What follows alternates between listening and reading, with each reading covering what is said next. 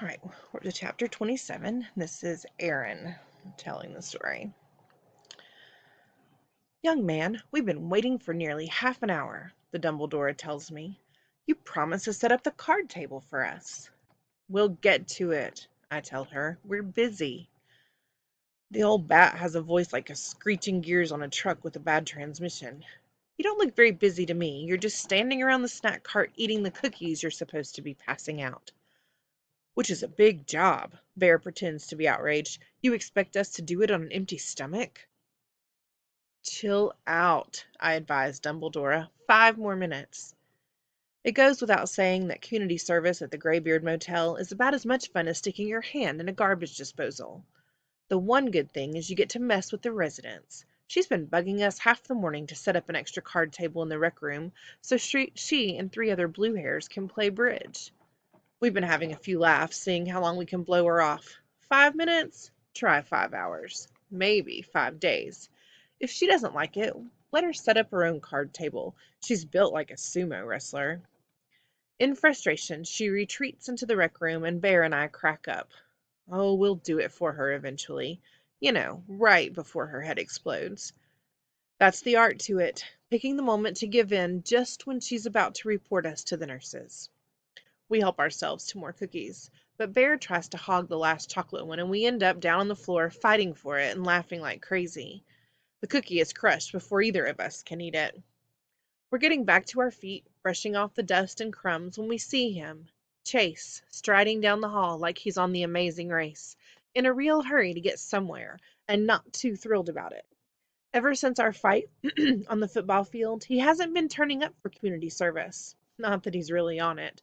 Anyway, I guess he's back, or at least he's back visiting his video star, the nastiest old Dumbledore in a building overflowing with them. Bear, who has amazing sight, spots the bulging pocket first. It looks like he's carrying a baseball, but there's a piece of cloth trailing from the opening. Hey, Ambrose, I call. What have you got there? He ignores me and shifts his path to the opposite side of the corridor. Bear blocks his way. The man asked you a question. Another shift, so I step out beside Bear, and together we block the hall.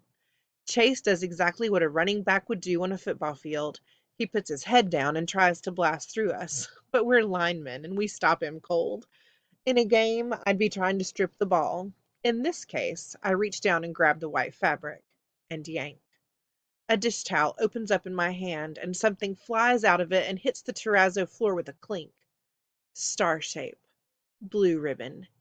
The geezer's medal. Chase falls on it like he's recovering a fumble. Bear and I go down on top of him. 2/3 of that is ours, I snarl. It belongs to Mr. Solway. He doesn't care, Bear grunts. He barely remembers he ever had it. Get off. Somehow he heaves us both clear and scrambles to his feet, clutching the medal in his hand. You're not going to win this, man, I tell him. It's not even unfriendly. I'm giving him valuable information. We're taking that medal no matter what we have to do to you. He hesitates, considering his options. During the pause, Dumbledore comes back into the hall. What's going on here? It's more than 5 minutes. We need our table set up. Now! Oh, I'll do it, offers Chase, grabbing the opportunity to get away from us. The medal concealed in his fist, he escorts Dumbledore into the rec room. Bear starts to follow them, but I hold him back. Too many witnesses, man. Be patient. He can't stay in there forever. We watch like hawks from the doorway, figuring he might try to stash the medal and come back for it later when we're not around. It's in his right hand. He never opens those fingers while he's setting up the folding table and chairs. He keeps one eye on us. I favor him with a grin that says, "We're going to get you if we have to stand here until the next ice age." He's toast, Bear whispers triumphantly. The only way out of the room is through us. The Dumbledores in the rec room are fawning over Ambrose like he just saved the world from Lex Luthor or something. They love him as much as they hate us. It's enough to make you barf. He even takes a small potted plant from the TV cabinet and sets it on the table to be a centerpiece. The blue hairs are practically wriggling with joy. Then, as Chase turns, his elbow knocks the pot off the table, It hits the floor and shatters, spilling earth all over the place. Bear loves it. Ha! Idiot!